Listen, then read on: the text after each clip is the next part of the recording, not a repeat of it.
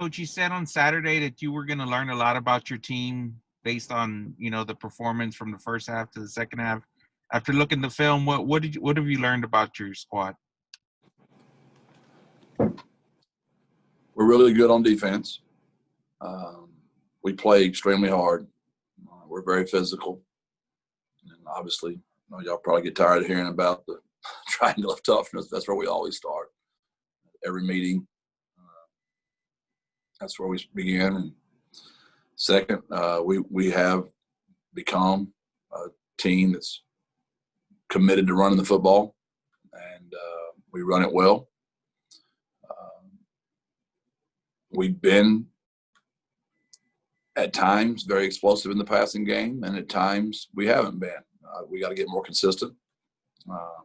I'd say we're a good offense. We've done a lot of good things. We've helped contribute to a lot of our success this year, but there's probably more room for improvement with that unit on just being more consistent.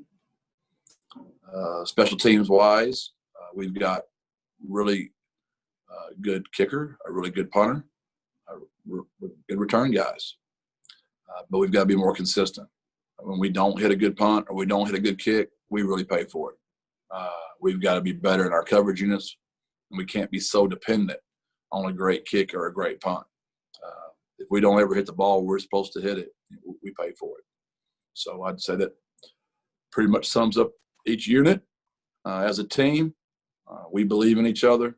We have a strong belief system in our culture, and we've now played in 28 straight competitive quarters. I mean, literally 28 quarters where every play was the difference in a win or a loss for 28 straight quarters, which is pretty remarkable. On the play of your defensive line, is it fair to say that group has been dominant at times? And then if so, how have they been so good? Well, it always starts with players, and we've got quite a few good players in there. I think Coach Wright does a really good job of rotating them. We play 6 to 7 kids every game, and we have played as many as 9 in a game. And so depth, players, effort, buying into the culture, it's always a combination of those things. Okay, Greg. Jeff, how you doing today? I'm good, Greg. How are you? I'm all right. I'm wondering if you got a chance to check in with Sincere McCormick much since Saturday and just to see how he's feeling physically after the workload that he took in that game. What have you gathered in that sense? He's awesome. He was in my office the very next morning just laughing and just he's in great spirits and bouncing around here. It's unbelievable. The kid is mentally tough, physically tough. He loves San Antonio. He loves his university. He loves his teammates, and that's just who Sincere McCormick is. Obviously, there was a lot of focus on him after the game, and rightfully so with the performance he had. But what did you make of Frank Harris's play, especially kind of down the stretch, making some difference-making plays to help you guys pull off the win? Yeah, there was a few plays that were very critical. The quarterback's job is to lead his team to a victory, and that's what Frank did. So that's what's most important. The scramble he made during the 4-minute drive, that was a tough play he made. The 4th down where Juju threw it back to him, that was another tough hit he took to get that first down. His execution of speed option down there for a touchdown. There's a lot of things Frank did very well. When you play quarterback and you leave some throws out there on the field or you make a couple of interceptions, that's hard on young men. And he took that very hard. He even, I think, spoke to you guys about it. But I was just proud of the way he bounced back and competed. And it was just Frank. And at the end of the day, that's what we can't ever forget. A quarterback's job is to lead his team to victory. That's his job. By 1 point, it doesn't matter. It still goes in the left column of the W column. That's what's most important. Was there something that was missing or that he wasn't doing earlier in the game to not have that same success that he found later on? No, I don't want to make excuses for him because he knows what he has to do, but he needs to play consistently, like get reps. It's hard when you've had to miss the amount of time he's missed, and I think the more he plays, the better he'll get. Just like with any quarterback, he just has to keep getting plays. And every time you play a defense, they're a little bit different. Personnel's a little different. Their scheme's a little bit different. And the only way you get that, Greg, is by actually playing the game. And there's no other position harder to play in all the sports than that one. You need to go play it a lot. That's how you get good at it. Okay, Kobe. Hey, Jeff. Kobe Price, the FAU beat writer for the South Florida Sun Sentinel. Nice to meet you. Good morning. Thanks for having me on. Thanks for having me on. Thanks for letting me in your Zoom press conference meeting. Wanted to ask about what stood out to you so far. I know FAU's only played 2 games so far up to this point, but what have you taken away from their couple games they've had? Well, you can tell y'all are used to winning. Your kids play very hard. Defensively, you're physical and run to the football. Offensively, it always starts with everybody's quarterback, and y'all got a good quarterback. You got good skilled kids, and it's just you can just tell you're playing a team that's used to winning. That's what I see when I watch video. I say it all the time that you got to look like a winner and act like a winner before you can ever be a winner, and you can tell FAU's won a lot of games. When you say that, what is that? How does that translate, I guess, on the field in terms of you look like a winner? How does that look in terms of on-field style of production? Just the way y'all carry yourselves, the way your kids have confidence, just the way they run around. You can just watch video, and when it looks like a bunch of ants scurrying around everybody real fast, those kids are used to playing hard and winning ball games, and that's what y'all look like, a bunch of kids that are used to winning football games. Appreciate it. Thank you. JJ? Jeff, what's your overall impression of Conference USA? I know it's still early in the conference season, but what do you think about what's going on in this conference, specifically in the West Division? I don't ever look, JJ. I got Chapter 8. It's got FAU written on it. And I got JJ and Greg that, man, you guys are going to always be on top of that stuff. I don't have to worry about it. I know y'all will let me know, or y'all will let Kyle know, and Kyle will let me know. I promise you I don't look up. I wouldn't know one standing from anybody. I don't even know anybody's record. I know a lot about FAU, but that's about where I would be. That'd be the last thing I'd be able to comment on right now, JJ, and I'm being totally sincere. No coach talk there. I've not looked up. Was there any concern about, this game being played because of the issues FAU has had with COVID and, they haven't played many games? Has there been any concern on y'all's end? I'm concerned about on our end. I'm nervous every time. I was concerned this morning about the test. I'm always nervous about that test. I think anybody in college football this year is worried about every game. I've said this to you guys before. When I put my headphones on and I see the ball in the air, I say to my coaches each week, well, we're playing again this week, boys. And I think there's only – help me here. I know y'all will know this better than me. I think we're only one of 2 teams that have played every game straight through. I could be wrong on that, but somebody told me that. Y'all might want to fact check me on that. So we're blessed that we played as much as we have, JJ. Okay, Chris, you're up. Hey, Coach. This is Chris Hummer. I work with JJ at 24/7 Sports on the national side of things. Thanks for having me on.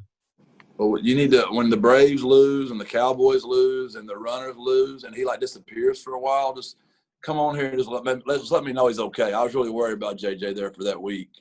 I'll have to let you know. I'm sure he was in a real tough time right there. It's a tough Has he even mentioned the Braves? Where's the Braves cap? I haven't seen it in a while. Has anybody seen that cap lately? I'm just curious. JJ just had to hide it behind his couch, man. Dodgers fan now for the rest of the year. But Anyway, thanks so much. I'm working on kind of a bigger picture thing on Sincere. I'm just kind of wondering, he's from right down the road. What sort of, this might be too broad, but what sort of symbol building block is he for the program as you kind of help to establish your vision, especially within Texas? Huge. There's so many, though, like Marcus Davenport this morning. Marcus has been very supportive of us, and you follow him on Twitter, he's keeping up with us. And my son coaches for the Saints, so Jordan gets to talk to Marcus all the time. And I actually put him on my Twitter this morning about why leave the 2-1-0 when you can get everything you want. You want to get to the National Football League, but yet build your own brand in your own city. And that's what Sincere McCormick believes as well. He talked to me about it yesterday. Him and Rashad and Frank, those guys, Spencer, 100 Duplessis, those guys take great pride and that they chose to stay in the city. And they can tell we're building something. They can tell we're moving this thing in the right direction. And, Coach Brown, who I hired as our DFO, was one of the original coaches here. He speaks of that original 18 all the time, those first 18 kids that helped build this thing from the very beginning. I think those are very unique. It's very rare you get an opportunity to really build a football program. I mean, think about that. The bloodhounds of college football have been around for hundreds of years. Or 100 years, where here you're literally getting to build it. And Sincere and Marcus Davenport, Rashad Wisdom, they take great pride in that. And that's why we really wanted that 2-1-0 brand we speak of all the time, the triangle of toughness. We're going to make a big deal out of that in our new facility we're building right now. Those numbers, those single-digit numbers, those 2-1-0 numbers are going to always be something very important here at this place. And Sincere is all about that. Okay, Greg? Jeff, how much of a lift was it for you to get Spencer Burford back on the offensive line this week? Did that make a big impact for you guys? No doubt. Whenever you lose your left tackle, that was painful to go through. And it's not such a knock on any individual. We just can't keep the same five out there for communication purposes. And once again, if you study the video, we had a lot of miscommunication. We just are playing so many kids. And I'm not trying to make a soft bet for my kids. It's just we'd like to get some consistency there. So I'm very proud of all those kids that keep stepping in there each week. And I'm a huge Cowboy fan like JJ. And you can see what that looks like when you change that lineup up a bunch. It can get really scary up there. I tell you all the time, that's where the game is. We watch the football so much. If you don't watch the ball, that's where the game's won and lost. The latest one we saw, Kevin Davis seemed a little bit banged up in this game. Do you think he's going to be good to go, or is there more shuffling ahead for you guys on that unit? I hope so. Yesterday is a big treatment day for us. Today's their day off, so we'll start practicing again tomorrow. He's a really tough kid. He's an older kid. I'm sure he'll try to go. If not, we have created quite a bit of depth. We expect to get Meach back this week. Dom's starting to get healthier too. So we're starting to pick up some pieces, Greg, that we've been without for the last couple of weeks. So it's just been that way all year. Coach, I feel bad when Kyle asked for the lineup each week. I'm like, here, give it to him. But who knows it'd be interesting to go back this year and just see, like, the ones we turn in, what the percentage that's actually been correct. I know a lot of coaches intentionally hide stuff, but this just keeps changing. Everybody in the country just is a different lineup on Saturday than what you might have planned on even Thursday or Friday. And the interesting thing with Spencer coming back, it seemed like he sort of sat out the first couple possessions for you guys and then started to get more involved. And I know, the week before with Jalen Haynes, it was the same thing. Is that kind of your philosophy with guys coming back, to sort of ease them into the game, or how does it sort of work out that way? Every situation is different. Pretty much as a rule, if you don't practice on Tuesday or Wednesday, you should not let kids play on Saturday. Well, this year, all the rules are off because you got kids that get to return for other reasons, who knows what, Thursday, Friday. It's just a different year, Greg. So there's not like a cookie-cutter answer like coaches like there to be. this season is just so different. I just think we have to use as much common sense, be flexible, not punish children for things they can't control, especially if they're healthy.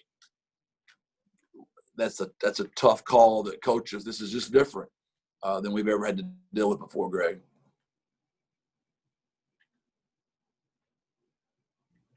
Okay, Chris, back to you.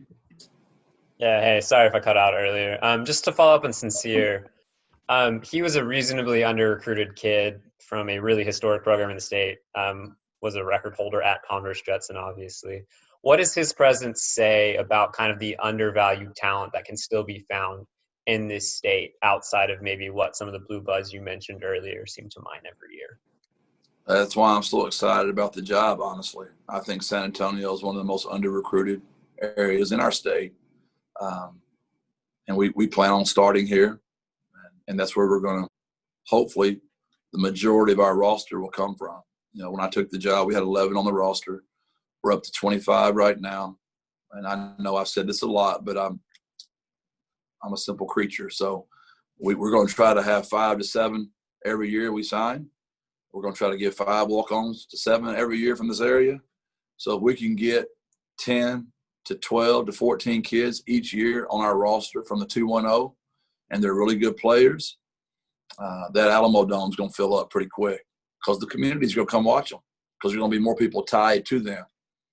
Now, we didn't know we were going to be on national TV 7 times in a row in a year of a pandemic, which has hurt our crowd tremendously. But when we get hopefully we stay on national TV, but they'd rather come down, you know, to a 2:30 kick, maybe have a good concert after the game in the Alamo Dome, cruise on over to the Riverwalk, have a margarita or whatever your choice of drink is, a glass of sweet tea and some salsa and some chips. I'd sign up for that. And we're going to recruit to that and try to get our city excited about the brand of ball we play with some homegrown kids. And the future here to me is extremely, extremely exciting, and I can't wait to be a part of it. I've heard much worse pitches than a margarita after a football game on the Riverwalk. So, well, I'm also in the Bible Belt, and my mom would probably spank me right now for. I meant, well, isn't there a margarita without any alcohol? Yeah, That's the the non-alcoholic margaritas. Thank you. That's the one I was referring to, Mom, if you're listening. Okay, Greg. Jeff, you guys, you got Tyke back into the mix this week. How did his return help your offense? What did that do for you guys? I'm just so proud of him. Culture speak again. You know, he's really bought in. He's just done a lot of much better work off the field, and which got him rewarded to get on the field. And his ability to play football has never been the question. His nickname is Potential. I call him that all the time because we know the definition of potential around here is everything that you're not. And Tyke's tired of hearing me say that. And I challenge him every day about it. Every single day in the stretch line, I say, "What's up, Potential?" And he doesn't like it. I love the young man. I want him to be all that he can be. And he could bring something very special to our team. And I think we've got him moving in the right direction. He won the Triangle of Toughness Award this week, which is a prestigious honor around here. And I hope Chapter 8 for him in the book is even better than Chapter 7 was for Tyke. What are those final steps that he has to take off the field to meet everything you want with the culture or to be at that standard you're looking for? Yeah, just, discipline. Just taking care of the little things. You take care of the little things in life, the big things in life will take care of themselves. He's got to take care of the little things. The devil's in the details. And, boy, when you're that age, that's tough to swallow. I didn't like learning it. And luckily I had some guys that stuck by me and mentored me through some of those times in my life. And we want to be that for these young men as well. Were those things off the field part of the reason we didn't see him sooner, or was it an injury situation he was coming back from through the year? Both. Both things were factors in that. He told me, I talked to him before the season last year, and he mentioned that sometimes he struggles with like nerves and pressure within a game getting ready. Have you seen any of that from him? How do you see him handle those sort of things? this is the first time I've ever got to see him play, so he didn't look very nervous to me Saturday. He looked pretty good to me out there, so he has not expressed that to me yet. Maybe that's a maturity thing he's kind of dealing with, but I'll ask him about that. When he's totally right, does he bring a different dynamic to your offense just because of his height? At 6'4", is that a different kind of weapon, and how can that open things up for you guys? Yeah, no doubt. He's large, but his run after catch is also really good for a man his size. So that's also an element. You want to walk up and press him, and then you can throw the ball up to him. But when you bail off of him and cushion, he has the ability to break a route or use his stiff arm and pick up extra 15, 20 yards. So there's no doubt. We feel good about our receiving core. Josh Stevens continues to play well, as does Zakari. So he just adds another weapon out there. We know we can run the ball well. We've got to expand on our passing game and continue to get better throwing the ball down the field and high points and balls. And let's get some of those easier touchdowns instead of all those 12, 14-play drives. Changing gears here, I have one of your favorite kind of questions this week. It was a second quarter play. It was a 3rd and 7, and you guys could have accepted the penalty to move it to the 38 at 3rd and 17. Instead, you declined, and so they kicked the field goal from the 28-yard line on 4th and 7. Was there like a thought process there where you considered moving them back, or what went into that decision?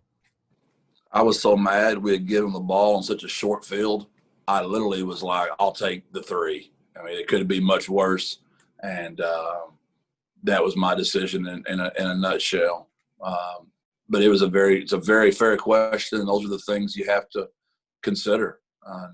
There was a lot of those calls in that game, way too many, and I'm really glad we were 4 for 4 on 4th down, because I knew I was going to be getting the Greg Lucas questions on my 4th down, so I was very glad they all worked.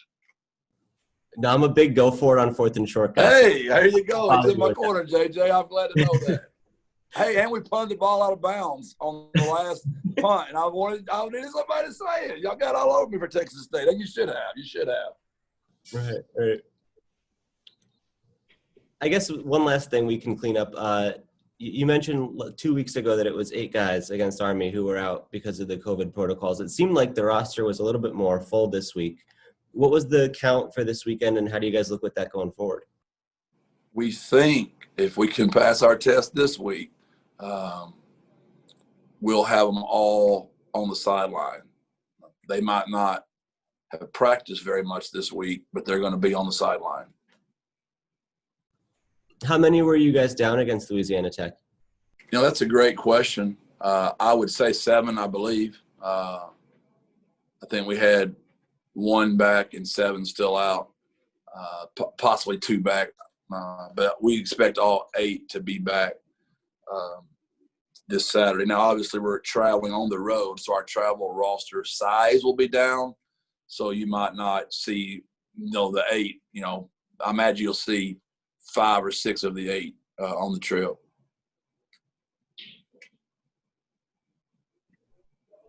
Anything else for Coach Traylor this morning?